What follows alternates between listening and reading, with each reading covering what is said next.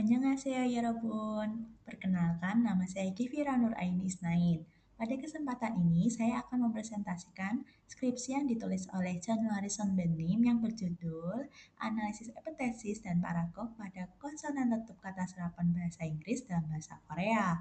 Penelitian ini membahas fenomena fonologi berupa penambahan bunyi atau dalam bahasa Korea disebut sambi dan omajuka yang terjadi ketika bahasa Inggris diserap ke dalam bahasa Korea. 여러분, 그거 알아요? bahasa Korea banyak menyerap kosakata asing loh, terutama bahasa Inggris. Sekitar 10% kosakata bahasa Korea ada berio. Karena sistem fonotaktik bahasa Korea berbeda dari bahasa Inggris, yang mana setiap suku kata harus memiliki vokal, maka kata serapan sering mengalami perubahan bunyi. Hal ini agar bisa diucapkan sesuai dengan pola suku kata bahasa Korea.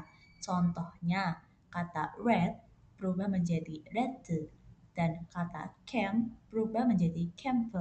Nah, dari sini muncullah fenomena sambi dan omajuka yang menjadi fokus penelitian ini. Dari fenomena itu, penelitian ini berangkat dari dua rumusan masalah utama. Yang pertama, bagaimana ciri-ciri kata serapan bahasa Inggris yang mengalami sambi dan omajuka dalam bahasa Korea. Kedua, faktor apa saja yang menyebabkan terjadinya perubahan bunyi itu. Nah, kedua pertanyaan ini menjadi dasar untuk menganalisis bagaimana sistem bunyi bahasa Korea menyesuaikan diri terhadap bahasa asing. Tujuan penelitian ini adalah untuk mendeskripsikan karakteristik perubahan bunyi dalam kata serapan dan menjelaskan faktor-faktor penyebabnya. Selain itu, penelitian ini juga bertujuan agar pembelajar bahasa Korea bisa memahami proses adaptasi bunyi secara lebih baik, sehingga saat membaca ataupun mengucapkan kata serapan, mereka bisa menyesuaikan dengan aturan fonologi Korea. Dalam fonologi, perubahan bunyi disebut sebagai sound change. Menurut Terry Crowley, tahun 1998, ada 4 jenis penambahan bunyi. Yang pertama, excrescence. Yang kedua, sambi. Yang ketiga, protesise. Dan yang terakhir, omajuka. Namun, dalam bahasa Korea, dua yang paling dominan adalah sambi dan omajuka karena sesuai dengan Weryo Pyeonggibom atau aturan penulisan kata serapan Korea. Dalam sistem Hangul, setiap suku kata harus memiliki pola konsonan plus vokal atau konsonan plus vokal plus konsonan. Jadi ketika konsonan bertemu tanpa vokal, bahasa Korea tuh otomatis menambahkan vokal agar mudah diucapkan dan juga itu lebih alami.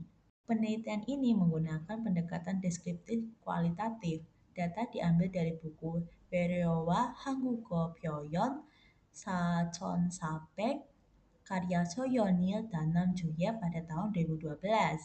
Objek penelitiannya adalah 65 kata serapan bahasa Inggris yang mengandung konsonan letup atau payorn, yaitu bunyi P, T, K, B, D, dan G. Proses analisis dilakukan dalam 4 tahap. Yang pertama menyeleksi data, yang kedua menganalisis bunyi aslinya dan bentuk Koreanya, yang ketiga mengklasifikasi apakah terjadi sambi atau omajuka, dan yang terakhir menyimpulkan hasilnya. Nah, sekarang kita masuk ke bagian hasil. Pertama, proses sambi atau penambahan bunyi di tengah kata. Ini terjadi karena bahasa Korea tidak mengizinkan dua konsonan berdampingan tanpa vokal, seperti yang sudah saya jelaskan tadi. Contohnya ada kata spray berubah menjadi spray, atau princess berubah menjadi princess. Nah, bisa dilihat kalau dalam pola bahasa Inggris itu ada konsonan 1 plus konsonan 2. Dalam bahasa Korea kita berubah menjadi polanya konsonan 1 plus E plus konsonan 2. Nah, tujuan menambahkan vokal ini agar kita lebih mudah pengucapannya. Oke, lanjut ke proses omajuka, yaitu penambahan bunyi di akhir kata. Dalam bahasa Korea tidak diperbolehkan konsonan tertentu berdiri di posisi akhir kata. Jadi untuk menyesuaikannya ditambahkan vokal e. Contoh kata tape berubah menjadi tape dan kata camp berubah menjadi camp atau kata date berubah menjadi date. Polanya bisa dilihat itu pola konsonan berubah menjadi konsonan plus e dan lagi-lagi vokal yang digunakannya ini adalah vokal e. Oke, lanjut. Nah, dari hasil analisis ditemukan bahwa tidak semua kata serapan mengalami perubahan bunyi. Lalu, vokal yang ditambahkan selalu e Dan proses ini tidak mengubah makna, tapi hanya menyesuaikan bentuk fonologisnya agar sesuai dengan pola suku kata bahasa Korea. Jadi bisa disimpulkan perubahan bunyi ini bukan bentuk penyimpangan ya. Ada tiga faktor utama yang menyebabkan proses sambi dan umat juga.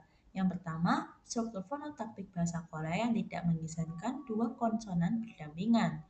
Yang kedua, aturan Beryo Pyeonggibom yang menyesuaikan pelafalan kata asing ke sistem Hangul. Ketiga, upaya mempertahankan kemiripan bunyi dengan kata aslinya dalam bahasa Inggris. Jadi bisa dibilang ini bentuk kompromi antara pelafalan bahasa Inggris dan struktur bunyi Korea.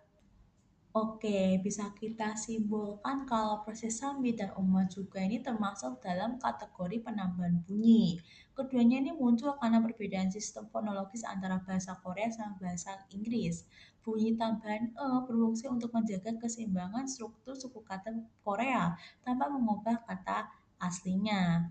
Nah, dari sini kita bisa lihat nih bagaimana bahasa Korea tuh bisa beradaptasi dari pengaruh asing tapi tetap mempertahankan identitas fonetiknya.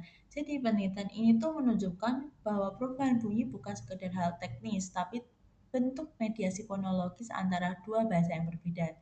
Dengan memahami proses ini, kita sebagai mahasiswa bahasa Korea ini bisa jauh lebih peka terhadap sistem bunyi dalam Beryo dan juga lebih akurat dalam pelafalan dan juga penulisannya.